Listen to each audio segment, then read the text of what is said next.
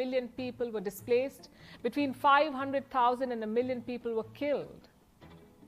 Some estimates say 2 million people died during the partition of India. 2 million people. So this is a border stained in blood. And the man behind it had never set foot in India a month before drawing it. This man, Cyril Radcliffe, he was a British lawyer.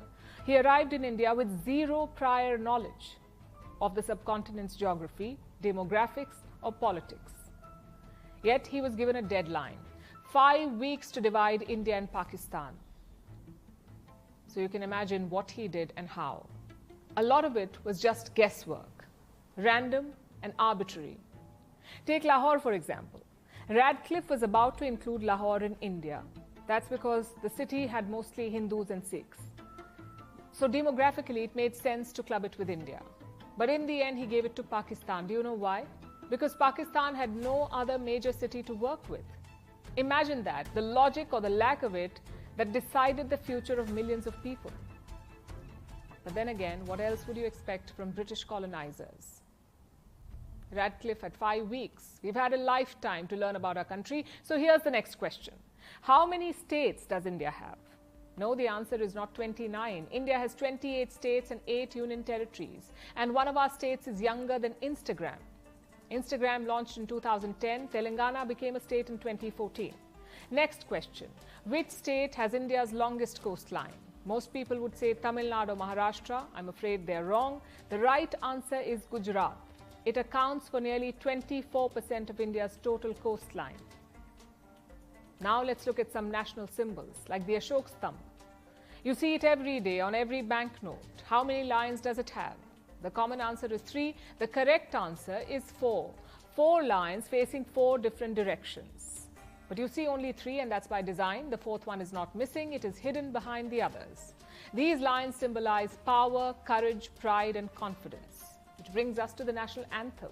The anthem you know and sing, Jana Gana Mana, is only 20% of the original song. It was a Bengali verse written by Rabindranath Tagore. What we know is just the first stanza. The complete poem has 5 stanzas. Most Indians have never heard the remaining 4. And here's another surprise. For a long time, Vande Mataram was a stronger contender to become India's national anthem. But in the end, it was Jana Gana Mana that was chosen. Now here's a question no citizenship test will ever ask. Maybe it should, because almost everyone gets it wrong. Is chai really Indian? It feels as Indian as the monsoon. Some of us treat it as a constitutional right, but drinking tea every day was not always an Indian habit. It was a British habit. In the early 20th century, they actively promoted it. They wanted more and more Indians to drink tea, and that's because they wanted a bigger market for the tea they grew on Indian plantations. Here's another staple with an interesting backstory. Rajma, aka kidney beans. Rajma chawal, kidney beans and rice, is a quintessentially North Indian favorite. Except kidney beans are not native to India. They came all the way from the Americas thanks to Portuguese traders who landed on our shores many centuries ago. Same with the humble potato. The only thing more versatile than an Indian politician. It goes with everything, but it was not part of our ancient cuisine. In fact, before the 16th century, India had not seen potatoes. The Portuguese brought them. They also brought chilies and tomatoes. And with that, our test comes to an end. So how did you do?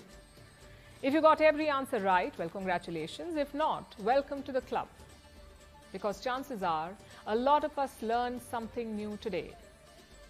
And I guess that's the beauty of this country. No matter how much you think you know, India always has another story waiting to surprise you.